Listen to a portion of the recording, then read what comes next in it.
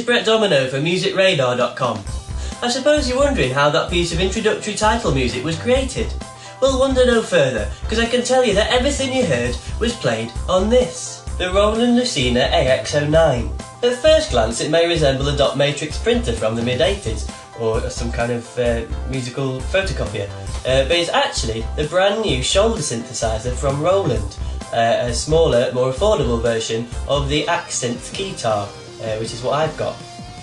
The Keytar is having a bit of a resurgence at the minute, having previously been at its peak in the 1980s. Keytars have been recently spotted round the necks of such artists as will.i.am off Black Eyed Peas, Lady Gaga, Matt Bellamy out of Muse, and Snoop Doggy Dogg.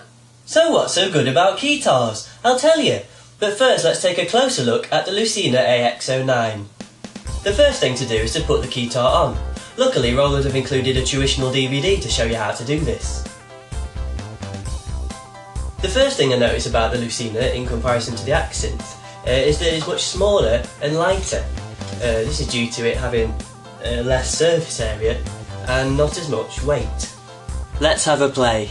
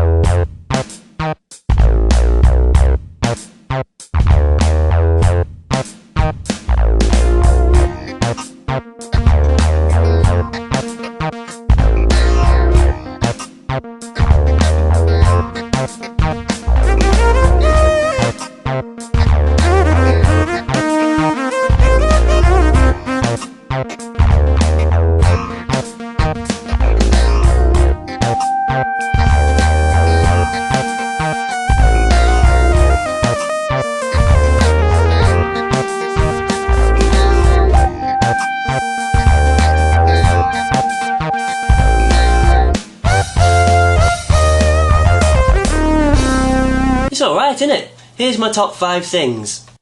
The positioning of the buttons underneath the keys is good, because it means you can change your sound really easily without having to faff around up here if they're up here like they are on the Accent. So that's good. One thing I'm not so keen on is this handle system here. This block's alright when you're doing your D-beam and your big volume knob, it's fine, but when you're trying to do your pitch bend, this often gets in the way of you if you've got big hands. Then you keep knocking against it and it's quite irritating. One of my favourite things about the Lucina is the this little holster thing that they've put on the strap. Don't know if you can see. I'm not really sure what it's intended for, but it's good for putting your phone in and like a bottle of water. What I sometimes like to do if I'm doing a gig is have a mid-gig banana. So it's great for that, or say I'm in a practice or something, I get a bit peckish, just reach round here, I've got a banana, it's no hassle whatsoever. Another big difference between the Lucina and the Accent is that on the Lucina there's no controls on the back here, which I do miss, because on the Accent you've got a volume wheel and a tone wheel and a sustain button and all sorts, which I like to play with my thumb, but there's nothing here. What you can do though is plug a sustain pedal in, and you can set the bar so that this squeezy bar does sustain as well, which is quite good.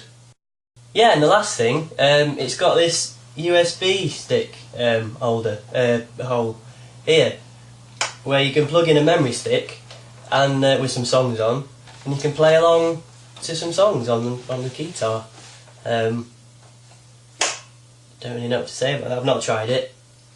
It doesn't really appeal to me. I just stick a CD on, but I imagine it'd be quite a novelty, isn't it? So, for a full review of the Roland Lucina AX09, go to musicradar.com.